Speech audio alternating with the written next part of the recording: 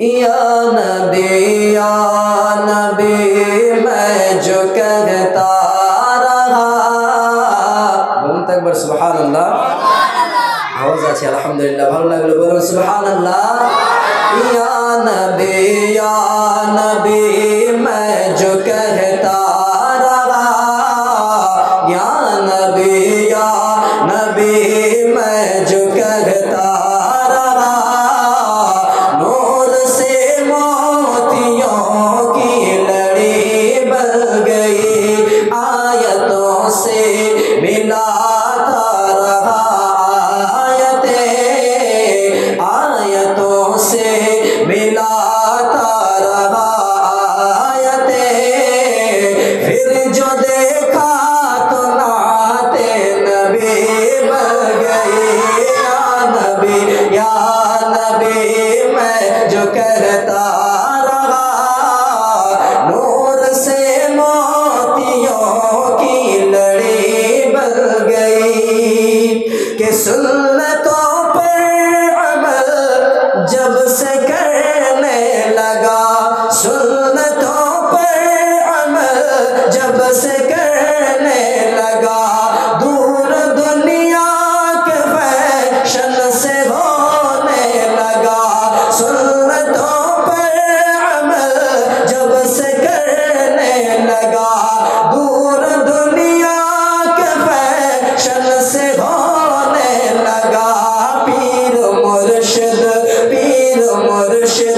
की जब से निगाहें पड़ी, पीर मुर्शिद की जब से निगाहें पड़ी, सबसे अच्छी मेरी जिंदगी बन गई। या नबी मैं जो कहता रहा, नूर से मोतियों की लड़ी बन गई। और कौन है जिसको जन्नत की ख्वाहिश नहीं, और तस्लीम है कि कितने रसी। कौन है जिसको जन्नत की ख्वाहिश नहीं, और तस्लीम है कि कितने रसी। कौन है जिसको जन्नत की ख्वाहिश नहीं, और तस्लीम है कि कितनी हंसी। हुस्न जन्नत को जब भी समेटा गया, हुस्न जन्नत को जब भी समेटा गया, मुस्तफा के शहर की गली बन गई। या नबी मैं जो कहता रहा, नूर से मोतियों की लड़ी बन गई, आयतों से मिलाता रहा आयतें। फिर जो देखा तो नाते नबी बन गई। अल्लाह मुअज़्ज़ज़ सामीन किराम, এখন আপনাদের সুপ্রিয় বক্তা হযরত মাওলানা পিয়ারুল ইসলাম চিশতি সাহেব তিনি এসে উপস্থিত হয়ে গিয়েছেন। আমি সময় নষ্ট করব না। আমি যে আয়াতে কারিমা তেলাওয়াত করার সৌভাগ্য অর্জন করেছিলাম, আল্লাহ তাবারক ওয়া তাআলা সেই আয়াতের মধ্যে ঘোষণা করে বলছেন যে তোমরা ভয় করো না দুনিয়ার মানুষকে দেখে, যদি তোমরা ঈমানদার হও তবে আমাকে ভয় করো। বলুন সুবহানাল্লাহ। মুআজ্জাজ সামিন কেরাম, আল্লাহ তাবারক ওয়া তাআলা আমাদেরকে বললেন আল্লাহকে ভয় করার জন্য, কিন্তু আমরা আজকে দুনিয়াতে আল্লাহ এত গুনাহ করছি, আল্লাহকে স্মরণই করি না। মুআজ্জাজ বিরাদরান ইসলাম, আল্লাহকে ভয় করলে ফল কি পাবো? নবী পাক সাল্লাল্লাহু তাআলা আলাইহি ওয়াসাল্লাম ইরশাদ করে বলেছেন, যেই ব্যক্তি দুনিয়ার বুকে আল্লাহকে ভয় করে কান্না করবে, সেই ব্যক্তি জাহান্নামের মধ্যে কোনোদিনও প্রবেশ করবে না। বলুন না সুবহানাল্লাহ। নবী আমার বললেন কি? বলছেন যে সেই ব্যক্তি জাহান্নামে কোনোদিনও প্রবেশ করবে না যে ব্যক্তি দুনিয়ার বুকে আল্লাহকে ভয় করে কান্না করবে। মুআজ্জাজ সামিন কেরাম, কিয়ামতের দিবসে এমন একজন মানুষকে নিয়ে আসা হবে, এই মানুষটা নিজের জীবনে গুনাহের কাজ করেছিল, যে মানুষটার গুনাহ ও নেকির আমল সমস্ত মিজানের উপরে চড়া হবে, পাল্লায় মাপানো হবে। এবার ওজন করে দেখা হবে তার গুনাহের পাল্লা ভারী। যখন তার দেখা হলো গুনাহের পাল্লা ভারী, তখন তার জন্য হুকুম হয়ে গেল যে সে জাহান্নামে যাবে। আল্লাহ তাবারক ওয়া তাআলার হুকুমে ফেরেশতারা তাকে যখন জাহান্নামে নিয়ে যেতে চাইলো, তার চোখের পাতার থেকে একটা চুল বের হয়ে এসে আল্লাহর কাছে সুপারিশ করতে লাগলো, আল্লাহ ও আল্লাহ ও রহমান ও রহিম, তোমার প্রিয় হাবিব সাল্লাল্লাহু তাআলা আলাইহি ওয়াসাল্লাম দুনিয়ার বুকে উম্মতের কাছে ওয়াদা করেছিলেন, দুনিয়ার বুকে বার্তা দিয়েছিলেন, যে ব্যক্তি দুনিয়ার বুকে আল্লাহকে ভয় করে একবার কান্না করবে, সে কোনোদিনও জাহান্নামের মধ্যে প্রবেশ করবে না। হে আল্লাহ, আমি তো তার চোখের পাতার একটা চুল, আল্লাহ গো, আমি তোমাকে ভয় করে দুনিয়ার বুকে কান্না করেছিলাম, আল্লাহ আমি কেন জাহান্নামে যাচ্ছি? যখন এই কথাটা বলবে, চোখের পাতার থেকে একটা চুল বের হয়ে, কেন? যে সে দুনিয়ার বুকে আল্লাহকে ভয় করে শুধুমাত্র একবার কান্না করেছিল। এবার আল্লাহ তাআলা হুকুম দেবে ফেরেশতাদেরকে, ফেরেশতারা একবার শোনো শোনো, আমার এই বান্দা আমাকে ভয় করে একবার কান্না করেছিল, যাও না, আমার রহমতের মধ্যে কোনো কমি নেই, যাও যাও, আমার এই বান্দাকে তোমরা জাহান্নাম বাদ দিয়ে জান্নাতে নিয়ে চলে যাও। শুধুমাত্র একবার কান্না করার দরুনে সে জান্নাত পেয়ে গেল।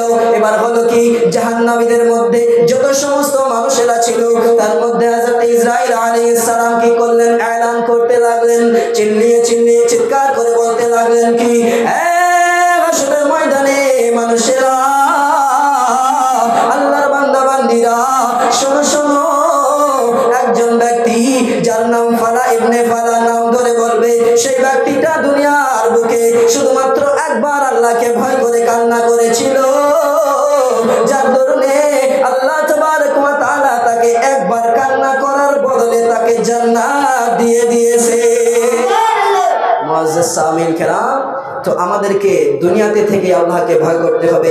বাংলা গজলে শুধুমাত্র দুইটি ছন্দ, একদিন তোমায় মরতে হবে, ভুলে যেও না, হবে মাটির বিছানা গো তোমার আসল ঠিকানা, আসল ঠিকানা, এ বাড়ি গাড়ি টাকা করি কিছুই যাবে না, হবে মাটির বিছানা গো তোমার আসল ঠিকানা, আসল ঠিকানা।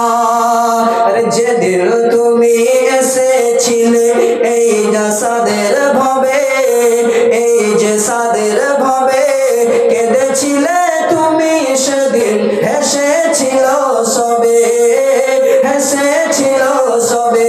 যেদিন আমরা জন্ম নিয়েছিলাম, বাড়ির মানুষেরা সবাই আনন্দ মানিয়েছিল, কিন্তু আমরা একজন ছিলাম এই দুনিয়ার বুকে আসার পরে সর্বপ্রথমে কান্না করেছি। ওই কথাটাকেই কবি বলছেন কি, যেদিন তুমি এসেছিলে এই যে সাদের ভাবে, কেঁদেছিলে তুমি সেদিন, হেসেছিল সবে, হেসেছিল সবে। আর যাবার বেলায় কাঁদবে, যাবার বেলায় হাসবে তুমি, কাঁদবে জামানা, হা কাঁদবে জামানা, হবে মাটির বিছানা গো তোমার আসল ঠিকানা। কবি আমাদেরকে বোঝাতে চাইলেন, দুনিয়ার বুকে যদি ভালো কাজ করে থাকো, তবে যখন তুমি ইন্তেকাল করে যাবা, তোমার শরীরটা খুশি হয়ে যাবে, তোমার আত্মাটা খুশি হয়ে যাবে। কারণ কি?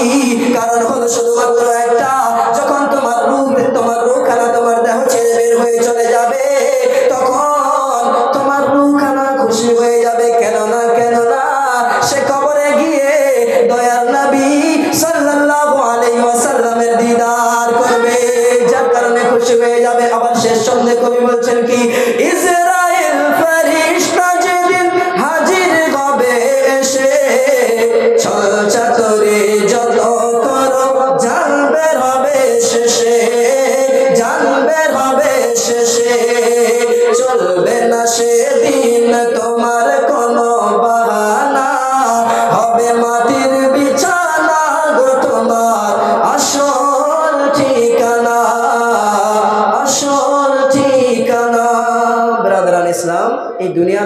ভালো করে থাকার জন্য অনেক আমরা মিথ্যা কথা বলছি, কিন্তু শেষ সময়ে যখন হযরত ইসরাঈল আলাইহিস সালাম আমাদের কাছে আসবে, তখন আমরা যদি 100টা বাহানা বানিয়ে দিই, তো ইসরাঈল আলাইহিস সালাম 1 সেকেন্ডের জন্য আমাদেরকে ছাড়বেন না। অতএব এই দুনিয়ায় বেঁচে থাকাকালীন আল্লাহ তাবারক ওয়া তাআলা যে কাজ করার জন্য আমাদেরকে হুকুম দিয়েছেন সেই সমস্ত কাজ করুন, যেন যাওয়ার বেলায় কোনো রকমের আমাদের কান্না না হয়, আমাদের হৃদয়টা খুশি হয়ে যায়। সেই সময় যেন আমাদের মনে এটা থাকে যে আমরা কবরে গিয়ে নবী পাকের দিদার করব, নবী পাকের সাক্ষাৎ করব। ওই সাক্ষাৎ করার নিয়ত নিয়ে যেন আমরা এই দুনিয়ার থেকে যেতে পারি। যার কারণে এই দুনিয়ার বুকে বেঁচে থাকাকালীন ভালো কাজ করুন, আর আল্লাহর কাছে দোয়া করি যে আল্লাহ তাবারক ওয়া তাআলা যেন আমাদের সকলকেই নেক কাজ করার তৌফিক দান করেন। সকল